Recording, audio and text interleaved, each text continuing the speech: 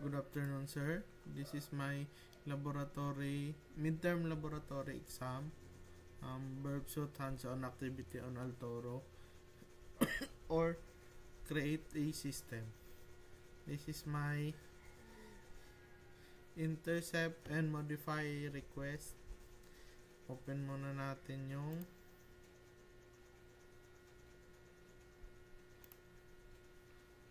burp.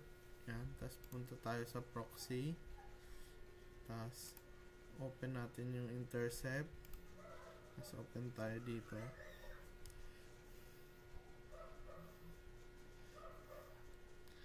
Yan.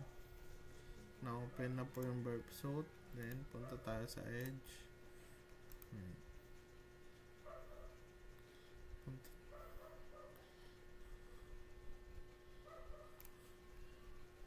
Punta tayo sa search natin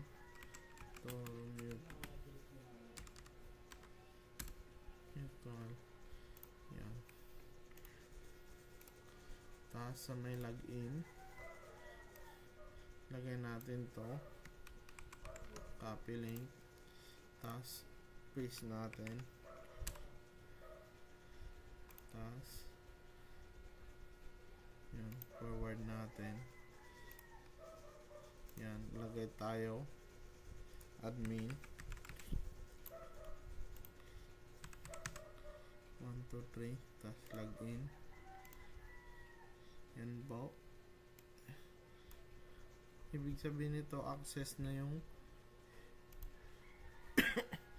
yung link, tapos yung pangalan ng host. Yan po. Tapos try na palitan natin yung password admin 1 tsaka ano. Yan. Forward natin. Yan. Sorry, your username password was not found in system, please try again. Ibig sabihin na access ng system nila na mali yung nilagay kong password tsaka username. Then when a user submit a form, the browser send an HTTP request to the web server. If verbsuit is running and the intercept is enabled, it catches the request before it reaches the server. This allows you to inspect and even change the request. Kaya po bago tayo nagka-change password tayo. Then yun lang po. Thank you.